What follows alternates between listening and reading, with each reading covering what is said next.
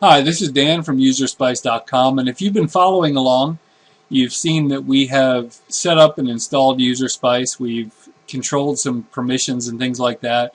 We've made this super awesome wheel that spins around and pretty much does nothing else. And we've controlled access to that so that people can't get to it unless they pay our high fees to have access to our super awesome wheel. But now the question is, there's really no way to access it. It wasn't accessible in any of these menus or anything like that. So we're going to take a look at what we have access to with our menu system. So if you come back to the code, you can come over here and you can see that we have under models, which I'll start off by saying some of the code seems organized kind of weird, and that's because UserSpice was originally based on another project called UserCake. And so they use some older ways to organize code, and as we move into versions 3.5, and so we're going to have a complete code reorganization. But for now, one of the major focuses of UserSpice is to provide access to code for people who are using the older system. And so that's the reason why we've left some of these legacy names and things like that.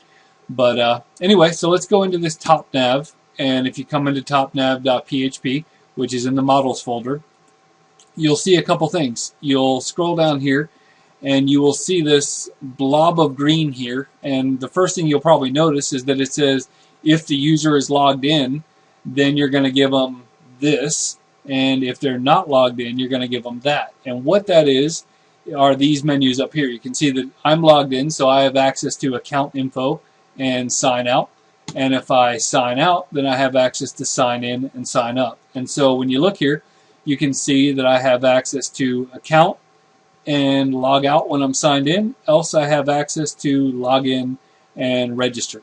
So let's say that we wanted somebody to be able to access the wheel if they were logged in, and we wanted to give them one of those buttons up there. Well, you'll notice that these are line items, and this code is not organized very well, and I should break it up, and I probably will. But I'm just going to copy and paste that for now. And so I have this first thing here, this first line item. And in fact, we can just get this out of the way, just, so that it's all you can see. Okay, so we have this thing, and it's got a class, and we're going to reference our wheel.php, and we're going to give it, let's give it this is a bootstrap class. We're going to give it a bootstrap class of warning. You can check out all that kind of stuff at getbootstrap.com. if you want a little bit more information on that. And we're going to say spin the wheel, exclamation point. So we'll go ahead and save that, and I will minimize and refresh, and nothing changes here because I am logged out. So I'm going to log back in, admin and my super secret password, prove to Google that I'm not a robot, select all the food. This looks like food, that looks like food, that looks like food, hit that. I am not a robot. Log in. Now you'll see I have an extra button here called spin the wheel. And ironically enough, I can go over there and spin the wheel. So that gives us something there, but there's a more complex menu that I want to show you. And if you come down here to this is the drop-down menu, and you'll see you have three sections here. You have if the user's logged in, and you have check permission array 2, which this is just for administrator, and you have else. So the idea is if you are logged in, you have access to these things. If you are an administrator, you have access to these things. If you are none of the above, you have access to these things. So what we're going to do, we will come over here and let's make this another thing where you have to be logged in. We'll take this, we'll add it to the top. And I'm going to come in and paste. I'll tab my code over because, as you can tell, it's super important to me to have my code very neat. Oops, I just deleted it. There we go.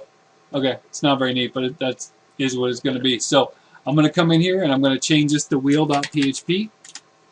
And you can give this whatever you want. If you go to fontawesome.com, you can come in here and find out what all these classes are and stuff like that. I'm going to leave this as a wrench. If there's something better, we can change it later.